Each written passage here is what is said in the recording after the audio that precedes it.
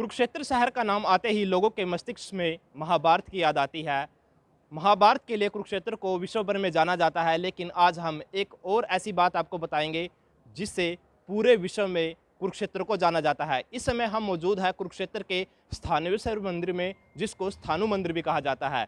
माना जाता है कि पूरे विश्व में सबसे पहले शिवलिंग की स्थापना यहीं पर की गई थी और तभी से इनका नाम स्थानु मंदिर रखा गया और स्थानु के बाद इसका नाम स्थानेश्वर रखा गया। स्थानेश्वर मंदिर के नाम से ही कुरुक्षेत्र का नाम थानेश्वर रखा गया था, उसके बाद फिर कुरुक्षेत्र रखा गया।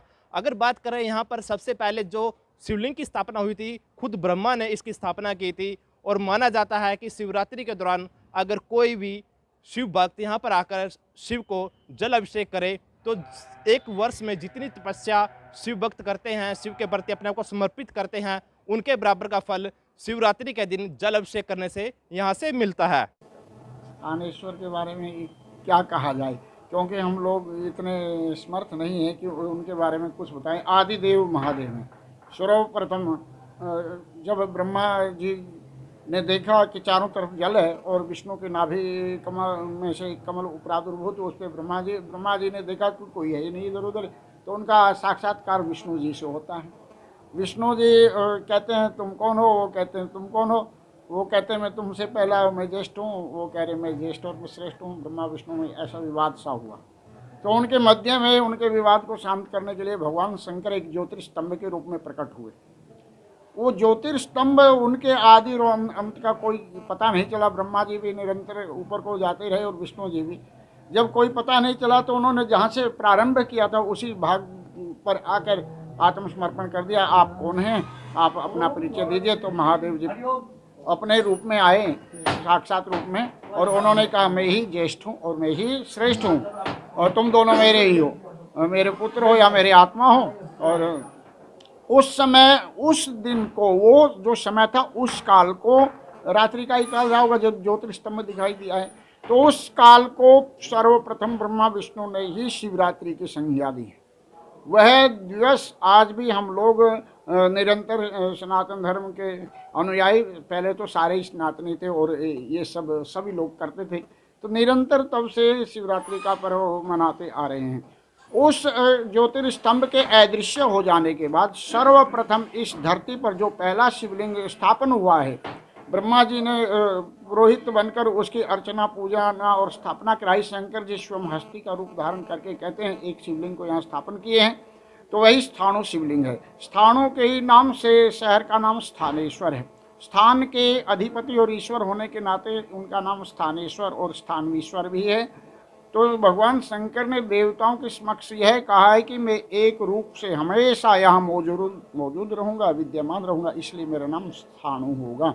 स्थाणु कहते हैं स्थायी रूप से रहने वाले को। स्थाणु यम अचलो सनातन है। स्थाणु अचल मैंने निर्विकार तो है, कहीं जाते भी नहीं, और सनातन मैंने सबसे पुराने हैं। तो उन्हीं उसी स्थाणु परंपरा को, इन्हीं स्थानों की स्थापना करके ब्रह्मा जी ने सर्वप्रथम नित्य प्रति जो शिवलिंग में पूजन होता है रुद्राभिषेक आदि वैदिक मंत्रों से, वह पूजा प्रारंभ की है। तो बारी बारी सब देवताओं ने इनका अर्चन किया है।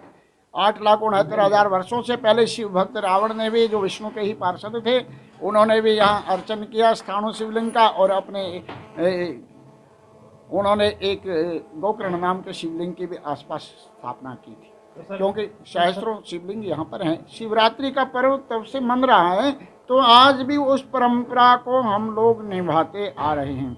और तो शिवरात्रि का जो ये पावन पर्व उपस्थित हुआ है, शिवरात्रि के दिन और रात में 4 प्रहर रात्रि के हैं। 4 प्रहर, एक प्रहर, आधा प्रहर या एक घड़ी 24 मिनट की होती है। कोई शिव उपासना कर लेता है तो वह साल भर की गई उपासना के बराबर फलदायी होती है।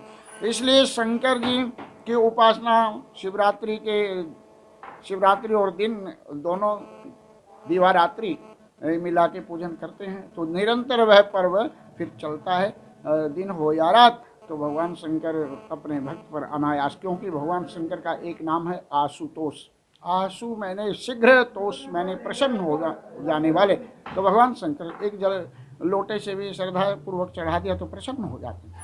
तो ऐसे उनके अनेकों द्रव्य भी हैं। रसायन शास्त्र आदि में भांग को रसायन कहा है, तो भांग भी चढ़ता है। दूध चढ़ता है, जल चढ़ता है, गंगा जल, तीर्थ जल, रस, गन्ने का रस, दूध, दही, घी, शहद, शक्कर, इनको पंचामृत कहा है। तो यह सबसे भी उनका पूजन होता है। जो भी कोई उनको भांग धतूरा सब चढ़ते हैं, जो संसार में अपेक्षित है वह सब वस्तुएं भगवान शंकर को वो भी स्वीकार हैं। कोई भी न इसमें पुरुष रखा है, न महिला रखी है, न नपुंसक, कोई भी भगवान शंकर की उपासना कर सकता है। चारों वर्णों के प्राणी भगवान शंकर की आराधना कर सकते हैं, पूजन कर सकते हैं। माना जाता है कि जो भी तीर्थयात्री कुरुक्षेत्र में तीर्थों का भ्रमण करने के लिए आते हैं, इस स्थानु मंदिर में दर्शन करने के बगैर उनकी पूजा या तीर्थ की यात्रा संपन्न नहीं मानी जाती। ईटीवी भारत के लिए कुरुक्षेत्र से मुनीश टूरन।